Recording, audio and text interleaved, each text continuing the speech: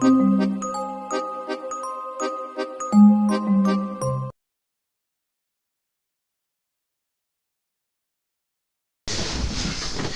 evening YouTube, a fistful of goats here, and welcome back to the channel and this new series where I'm going to be doing unscripted commentary on certain aspects of Yu-Gi-Oh! Yeah, sorry for the lack of scripted content over the last couple of weeks.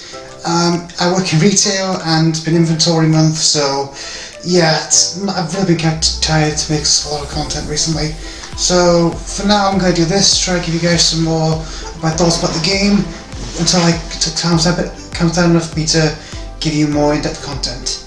So for my first episode, this is going to be a sort of pseudo-response to MBT's last Twitter thread video on possible retro formats that could see play alongside Goat and Edison.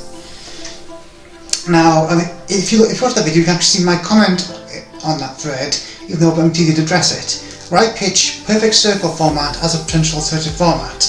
For those who don't know, this is a 2007 format that focuses on the last balance of the year and goes from that ban list up until the release of Dark Hound Dragon in 2008. It's one of my personal favourite formats of all time, and I'm going to try to pitch it to you guys as a potential alternative format to the likes of Goat and Edison.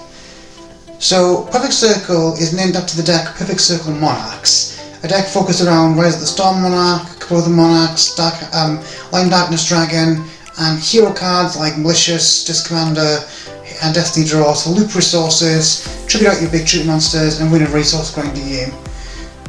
And there are a couple of other decks like this before as well, like Gadgets. So that's something that could appeal to the Goat players like myself. However, there are also decks like Zombies, which are somewhat mid-rangey decks, so they're a lot faster, and of course DDT, which is one of the first modern combo decks, and then its aim is to speed through its deck with spells as fast as possible to get to a combo win. So that will appeal to the Edison and later players, I believe, which is the first reason I think this format could be a good alternative for retro players, because it has something for everybody. You want to play control grindy decks, there's like 4 different options for you. You want to play combo, you got DDT. You want to play more aggressive, you got Zombies and CO Burn, which is a Panda Burn variant that uses burn cards but also aggressive monsters, so not just the slow grindy burn decks people more associate that kind of deck with. And also there are a couple of fan favourite decks, so their first iteration in this format, most notably 6 Samurai and Gadgets. So that is the first reason I think this format could be good. Second reason I think this could be good is that there's no real fully dominant deck in this format. Yes, Perfect Circle is the best deck, but it's not like Chaos in Goat, where it just overshadows 90% of the format. It's much more like Edison, where Black Wings is probably the best deck, or one of the best decks, but there's so many other variants that you haven't got to just play it to do well. It's Perfect Circle, like I said, has some of the strongest cards, like Rise of the Storm Monarch, Phoenix Wind Blast, the hero engine for card draw, and a bunch of other really good cards. So if you want to do well, you can just play this deck and do really well. But then you've got decks like Gadgets, which play more powerful trap cards, as well as cards like Cold Wave, to give it a fighting chance against said decks. And then you also have things like CO Burn, which can outpace it with aggression and burn, and decks like 6 Samurai, Zombies, etc. that are just faster than it. So because of this, you can do well with roguish decks, like 6 Samurai topped a few events back in the day. We had Cyber Dragon decks top. We ran alternate versions of Monarchs top, with a deck called Macro Monarchs. They use things like Macrocosmos and Dimensional Fissure, along with cards like D-Scalpling to swing their Monarchs. So this deck is not quite as variated as Edison, because the card pool is a lot lesser, but it is definitely much more open to experimentation than the likes of Goat is. In addition to this, one thing I like about this format is that in my opinion, it straddles that line between the more pseudo-MTG grindy decks like in Goat and the more modern way of playing the game that you start seeing around Teledad era, and then we'll get quicker and quicker with things like Edison before we eventually got to the Duelist Alliance modern version of Yu-Gi-Oh! Like I said, to give you an example of this, like I said, Monarch is one of the best decks, but on the other side of the same thing we have DDT.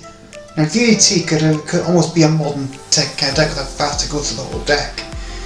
But again, it's not so strong that it just dominates everything, like something like Cat Combo does in Goat.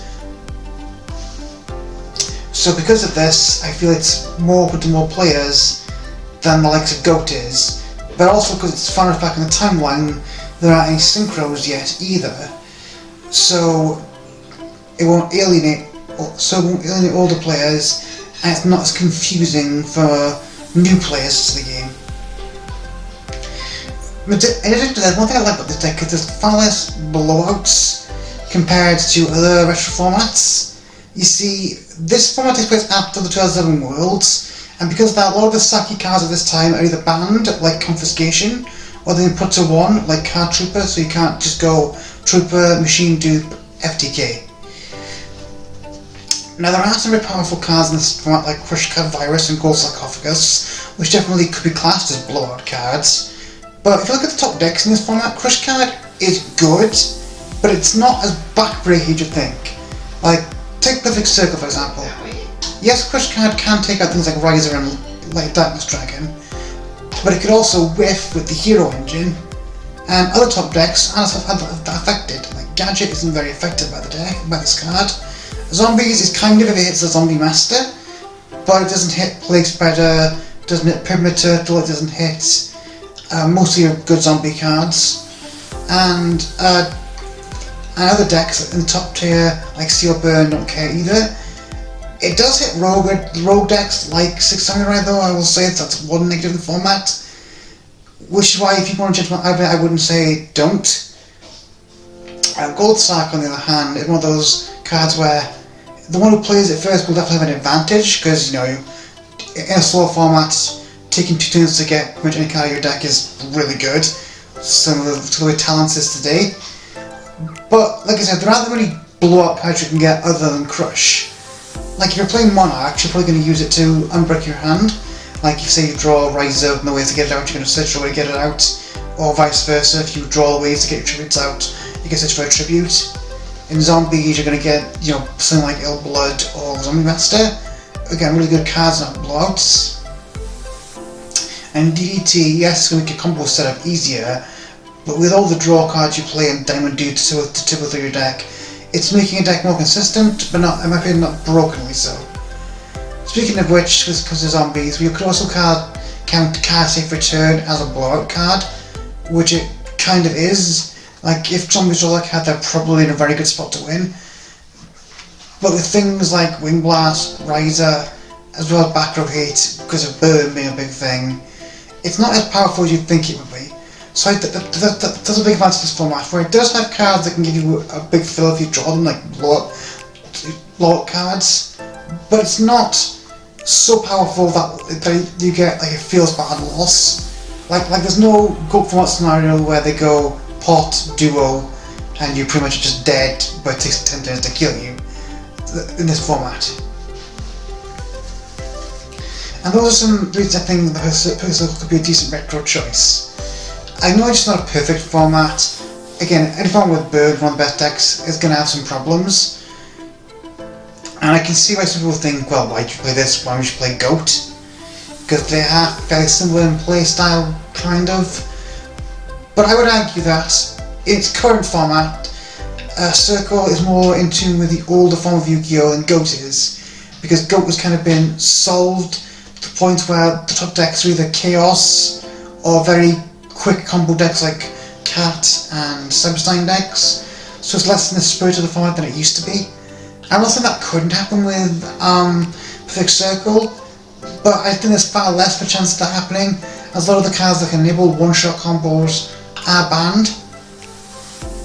And the one deck that can do this can't just consistently blitz through you turn 1. So you'll most likely get a very decent length game out of it. So yeah, those are my quick thoughts on why I think Perfect Circle could be a good choice for a retro format in Yu-Gi-Oh! Let me know if there's anything else you'd like to know about this format, or if you'd like me to talk about anything else in this series in the future. The next video on this channel, when it's finally done, will be the Pharaoh Surveyed Every Card Review video. Yes, thank you guys for watching, and I'll see you all next time.